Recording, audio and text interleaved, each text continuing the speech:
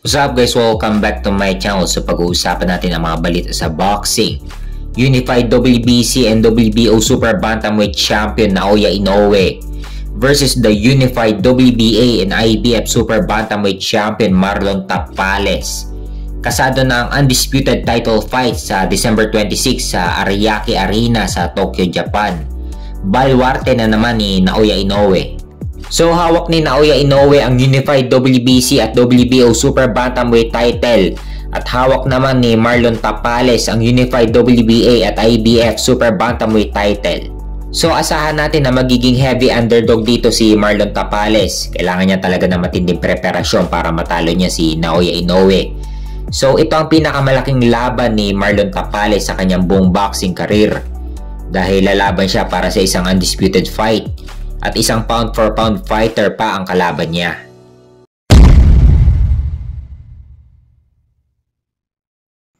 Sa kabilang banda naman, reschedule na ulit ang laban ni undisputed lightweight champion Devin Haney versus the WBC Super Lightweight Champion Regis Prograis sa December 9. Ito ang unang laban ni Devin Haney sa 140 pound Super Lightweight Division dahil inamin na rin ni Devin Haney na pigang-piga na siya sa 135 pounds sa lightweight division.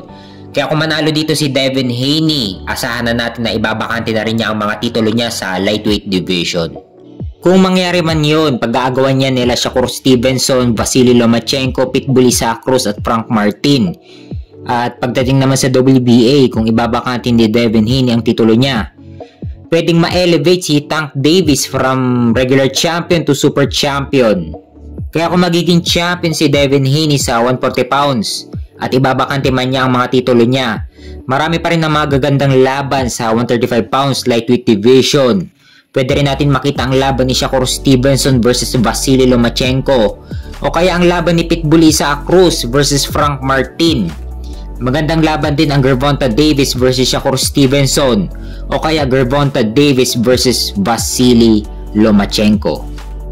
Kaya abangan natin sa December 9 ang laban ni Devin Haney versus Regis Prograis.